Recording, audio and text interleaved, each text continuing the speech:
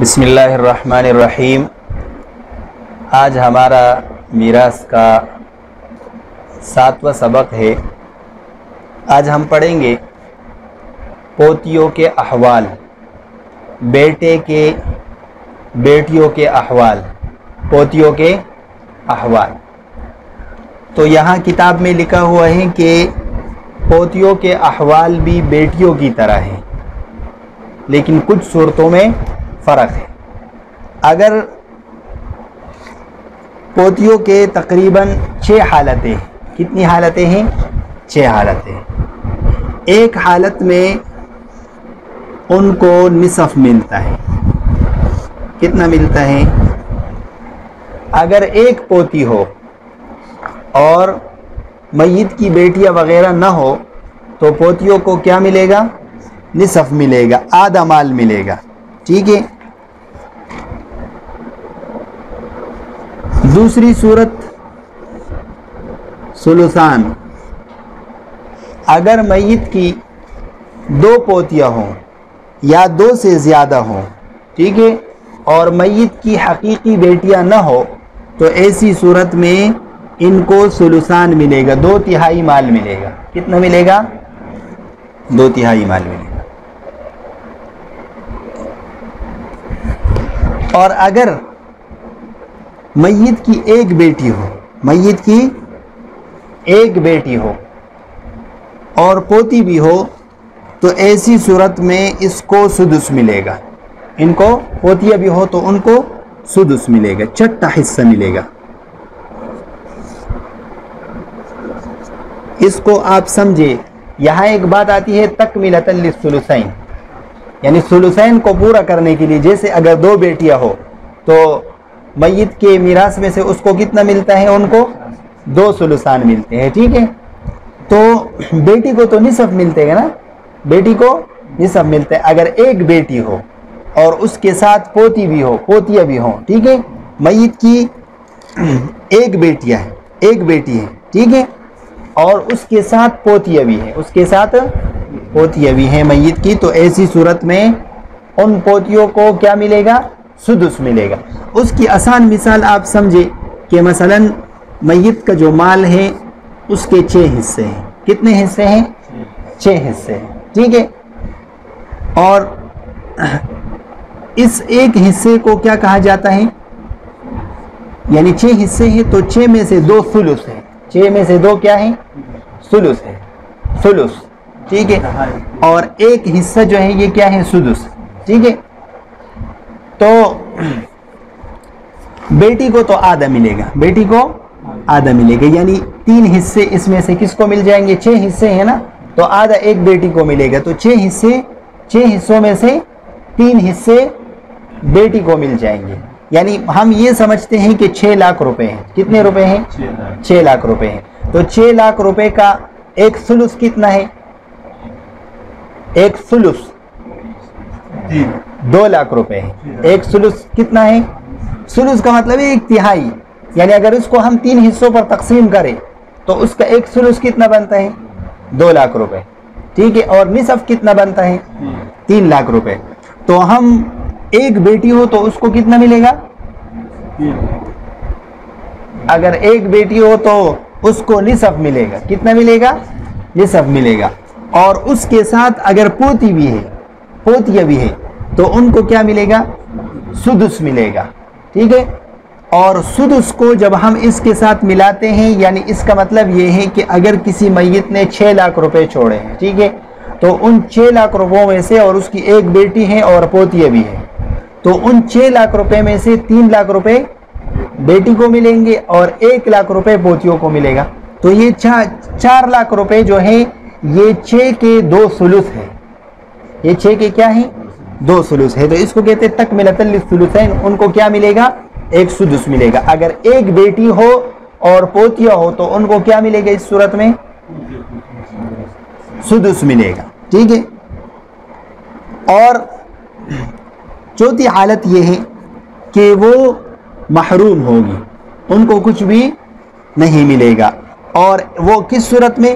کہ جب میت کی 2 یا 2 سے زیادہ بیٹیاں ہوں تو یہ جو پوتیاں ہیں یہ محروم ہوگی، ان کو کچھ بھی نہیں ملے گا، ٹھیک ہے۔ البتہ اگر میت کی 2 بیٹیاں ہوں، ٹھیک ہے، میت کی 2 بیٹیاں ہوں اور پوتیوں کے ساتھ ان کا بھائی بھی ہو، ان کا بھائی بھی ہو، یہ 5ویں حالت آپ کہہ سکتے ہیں۔ یعنی میت کی 2 بیٹیاں ہیں، اور اگر میت کی 2 بیٹیاں ہیں اور اس کے ساتھ میت کی پوتیاں بھی ہیں، ٹھیک ہے، تو پوتیاں محروم ہوگی، پوتیاں محروم ہوگی۔ البتہ اگر ان کے ساتھ کوئی بھائی ہو، ان کے ساتھ کوئی بھائی ہو، یعنی میت کا کوئی پوتا بھی موجود ہو، تو ایسی صورت میں یہ کیا بنے گی؟ عصبہ بنے گی، ٹھیک ہے۔ اور ان کو للذکر مثل حظ الانثیین ملے گا، یعنی اس طریقے پر تقسیم ہو۔ یہ بات سمجھ میں آ گئی۔ اور چھٹی صورت یہ ہے کہ اگر میت کا بیٹا ہو، اگر میت کا بیٹا ہو تو ایسی صورت میں بھی یہ کیا ہوں گی؟ محروم ہوگی، ان کو کچھ نہیں ملے گا، ٹھیک ہے۔ تو ان کی 6 حالتیں ہو گئی۔ ایک صورت میں اگر پوتی صرف ایک ہو تو اس کو نصف ملے گا، اگر 2 یا 2 سے زیادہ ہو تو ان کو ثلثان ملے گا، لیکن ان دونوں میں شرط یہ ہے کہ میت کی جو حقیقی بیٹیاں ہیں وہ نہ ہو۔ اور ایک صورت میں سدس ملے گا، یہ اس صورت میں ہے کہ جب میت کی 1 بیٹی ہو، ٹھیک ہے، تو پوتیوں کو اس 1 بیٹی کے ساتھ سدس ملے گا تکملۃ للثلثین۔ اگر میت کی 2 بیٹیاں ہیں، اگر میت کی 2 بیٹیاں ہیں یا 2 سے زیادہ بیٹیاں ہیں تو اس صورت میں یہ محروم ہوگی۔ البتہ اگر ان کے ساتھ بھائی موجود ہو تو پھر یہ عصبہ بنے گی، پھر یہ عصبہ بنے گی۔ اور اگر میت کا بیٹا موجود ہو تو ایسی صورت میں یہ محروم ہوگی، ان کو کچھ بھی نہیں ملے گا، ٹھیک ہے۔ یہ بات سمجھ میں آ گئی۔ آگے ایک صورت کتاب میں مذکور ہے اور یہ آپ غور سے سنیں، کیونکہ اس کو غور سے سننا اس لیے ضروری ہے کہ یہ اکثر لوگوں کو سمجھ میں نہیں آتا ہے۔ آسان، انتہائی آسان ہے، لیکن بعض لوگوں کو یہ اس لیے سمجھ میں نہیں آتا کہ وہ اس میں صورتیں زیادہ ہیں، ٹھیک ہے۔ تو آپ سمجھیں، اس کو کہتے ہیں مسئلۃ التشبیب۔ کیا کہتے ہیں؟ مسئلۃ التشبیب کا کیا معنی ہے؟ تشبیب اصل میں اس قصیدے کو کہا جاتا ہے جس قصیدے میں عورتوں کے حسن و جمال کے تذکرے ہوں، جس قصیدے میں عورتوں کے حسن و جمال کے تذکرے ہوں، ٹھیک ہے۔ تو اس قصیدے کی طرف دل مائل ہوتا ہے، اس قصیدے کی طرف دل مائل ہوتا ہے۔ جب کسی قصیدے میں عورتوں کے تذکرے ہوتے ہیں، ان کے حسن جمال کا ذکر ہوتا ہے، تو اس قصیدے کی طرف ذہن مائل ہوتا ہے۔ تو اس میں بھی اس کو مسئلہ تشبیب اس لیے کہا جاتا ہے کہ یہ بھی بہت دقیق مسئلہ ہے، اور اس میں بھی عورتوں کی بہت زیادہ صورتیں بتائی ہیں کہ اس صورت میں ایسا ہوگا، اس صورت میں ایسا ہوگا، تو اس لیے اس کو بھی کیا کہا جاتا ہے؟ مسئلۃ التشبیب۔ اور اس کی پہلے آپ یہ سمجھے کہ ایک شخص مر گیا، ٹھیک ہے، ایک شخص مر گیا، اس کے 3 بیٹے تھے۔ اس کے کتنے بیٹے تھے؟ 3 بیٹے تھے۔ وہ 3 بیٹے بھی مرے ہیں، وہ 3 بیٹے بھی مرے ہیں۔ ایک بیٹے سے اس کی پوتیاں ہے، ایک بیٹے سے اس کی پوتیاں ہے، ٹھیک ہے۔ اور اس دوسرے بیٹے سے اس کے پڑپوتیاں ہیں، دوسرے بیٹے سے اس کی کیا ہے؟ پڑپوتیاں ہیں، ٹھیک ہے۔ اور تیسرے بیٹے سے اس کی سکڑ پوتیاں ہیں، یعنی پڑپوتیوں سے بھی نیچے، ٹھیک ہے، تیسرے نمبر پر۔ ابھی آپ یہ سمجھے، کوئی مٹانے والی چیز نہیں تو میں چلو یہاں بنا دیتا ہوں ایسے۔ یہ ایک شخص مر گیا، ٹھیک ہے، اس کا ایک بیٹا ہے اور یہ بیٹا بھی مر گیا ہے، ٹھیک ہے، یہ بھی مر گیا ہے۔ اس کا بیٹا ہے وہ بھی مر گیا ہے، لیکن اس کی کیا ہے؟ اس کی بنت موجود ہے، ٹھیک ہے، اس کی بنت موجود ہے، اس کی بیٹیاں موجود ہے، یعنی اس آدمی سے میت کی کیا ہے؟ ہاں، بیٹی موجود ہے، اس میت سے آدمی کی کیا ہے؟ بیٹیاں موجود ہے، ٹھیک ہے، اور پوتیاں موجود ہے، یعنی اس میت سے اس کی پوتیاں ہیں، ٹھیک ہے۔ اور اس طریقے سے اس کا ایک اور بیٹا ہے، ٹھیک ہے، ایک اور بیٹا ہے اور اس بیٹے سے ایک اور بیٹا ہے اور اس بیٹے سے ایک اور جو ہے نا اس کا بیٹا ہے اور اس کی کیا ہے، اس کی بنت ہے، ٹھیک ہے.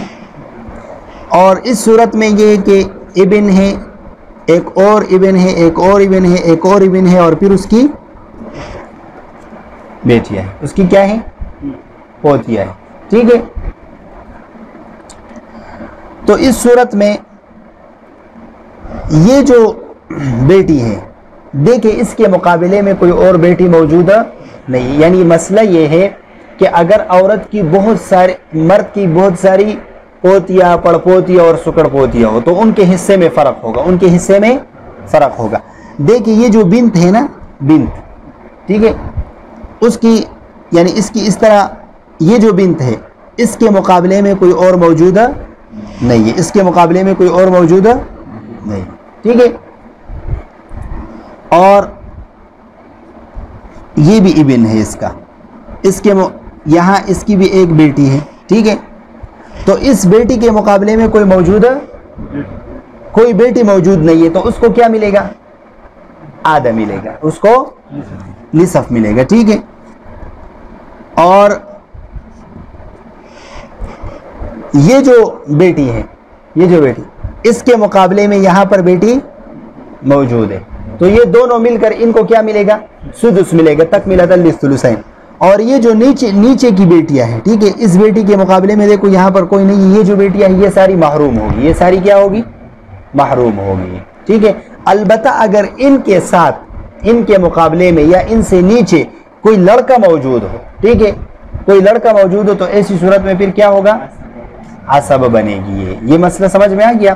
یہ آسان ہے انتہائی. یعنی اگر میت کی جو ہے نا ایک بیٹا ہے، ٹھیک ہے، اور اس کی ایک پوتی ہے، ٹھیک ہے، اور پھر اس کی پڑپوتی بھی ہے، ٹھیک ہے، یعنی بیٹا تھا یہاں پہ، اس کا بھی بیٹا ہے، اس بیٹے کی بھی ایک بنت ہے اور اس بیٹے کی بھی ایک بنت ہے، ٹھیک ہے، اور پھر اس بیٹے کی بھی ایک، یعنی اور یہاں پر تھوڑا سا نیچے یعنی اس کے بیٹے کے بیٹے کی بیٹی کی جو ہے نا ایک بیوی ہے، پھر اس کی بیٹی ہے، پھر اس کا ایک بیٹا ہے، اس کی ایک اور بیٹی ہے، ٹھیک ہے، یہاں ابن، اس کی بھی ایک بیٹی ہے، ٹھیک ہے، اور پھر جو ہے نا اس سے آگے ایک اور بیٹا ہے اور اس کی بھی ایک بیٹی.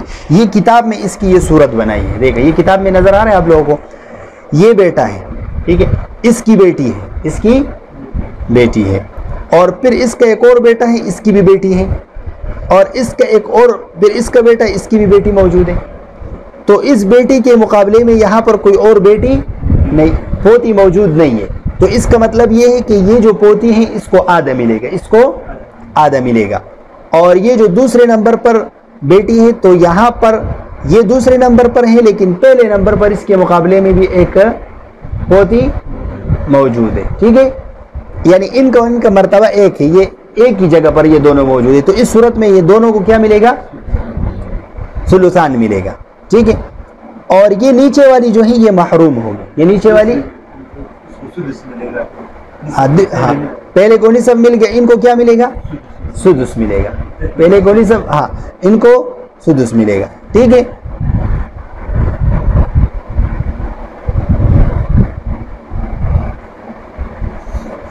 تو پہلے والے کو نصف ملے گا، ٹھیک ہے،